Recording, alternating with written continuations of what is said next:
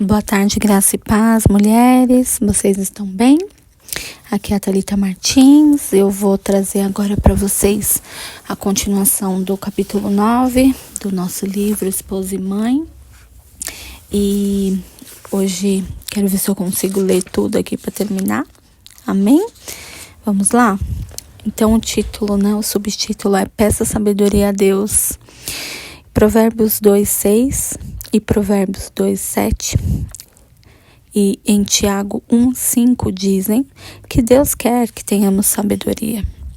Ele quer que sejamos mãe e esposa cheias de sabedoria. Você se sente ignorante quando trata com seus filhos? Se sente despreparada? Então você precisa pedir sabedoria, e isso sem qualquer acanhamento diante de Deus. Gosto especialmente do versículo de Tiago que diz: se alguém necessita de sabedoria, peça a Deus, que a todos dá liberalmente e nada lhes impropera. Ou nega, né? Você sabe o significado do termo impropera? É praticamente aquela expressão que usamos ao sacudir o dedo diante de alguém dizendo: não me peça outra vez. Você já pediu ontem e isso é tudo que vai receber esta semana. Deus nunca responde assim. A sua resposta é essa: quer sabedoria? Ótimo, vou te dar agora, e se precisar de novo daqui a 5 minutos, pode pedir que você vai receber mais. Ele jamais nega quando pedimos, mas precisamos pedir.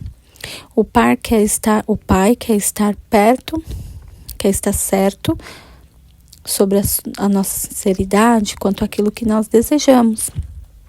Também em Provérbios 2, do verso 3 ao 6, dá a base bíblica para uma pequena alegoria que me contaram alguns anos atrás. Certo homem morreu e quando lhe mostraram a sua mansão celestial, ele entrou numa sala cujas paredes estavam forradas de prateleiras, com centenas de pacotes, pequenos, grandes, médios. O homem perguntou ao seu guia: para que são os pacotes que estão nesta prateleira? O guia voltou-se para ele e respondeu: são as bênçãos que você poderia ter recebido durante a vida se as tivesse pedido. Realmente, isso está na Bíblia, pois Provérbios 2:7 diz: ele reserva a verdadeira sabedoria para os retos. Veja bem, ele a tem em seu depósito para você. Quando você precisa de um pacote grande, diz então: Pai, preciso de muita sabedoria. Se precisar de pouca compreensão ou conhecimento, dirá ele: um pacote pequeno é suficiente, mas preciso agora mesmo. E Deus o enviará. Você fala: preciso resolver esse problema com meu filho e é necessário que saiba imediatamente o que fazer. Deus sabe que você tem uma necessidade imediata e lhe dará uma resposta logo.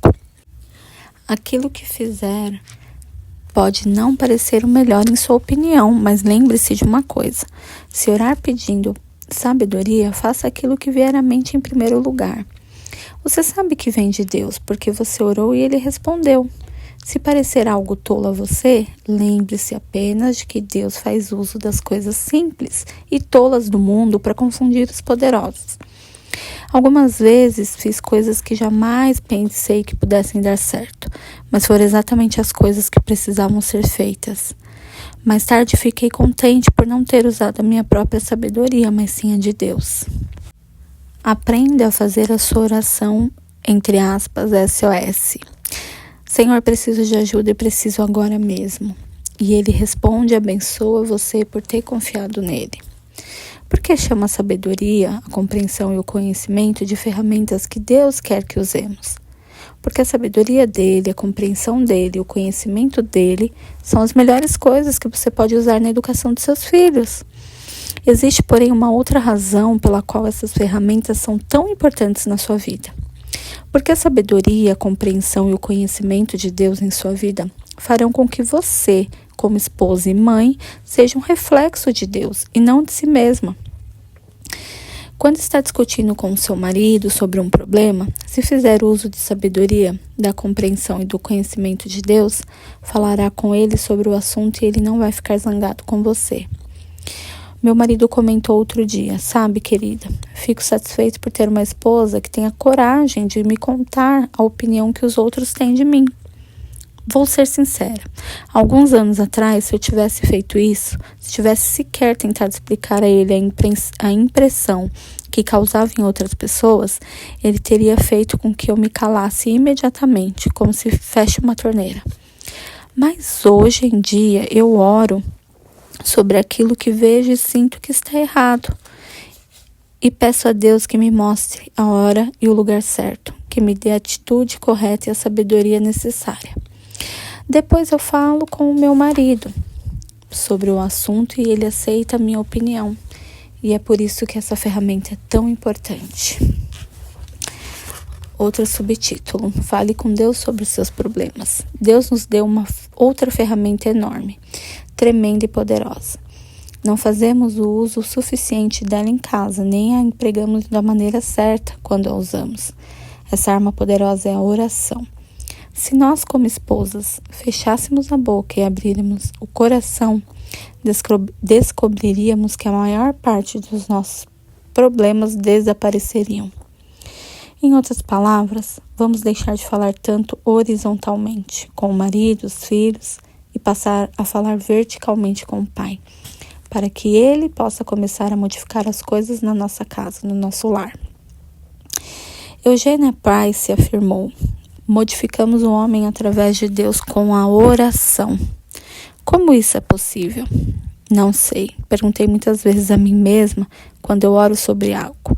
Se Deus modifica a mim, a outra pessoa ou a situação, não sei o que acontece, mas sei que repentinamente tudo fica em ordem e as coisas começam a correr como deveriam, porque eu orei.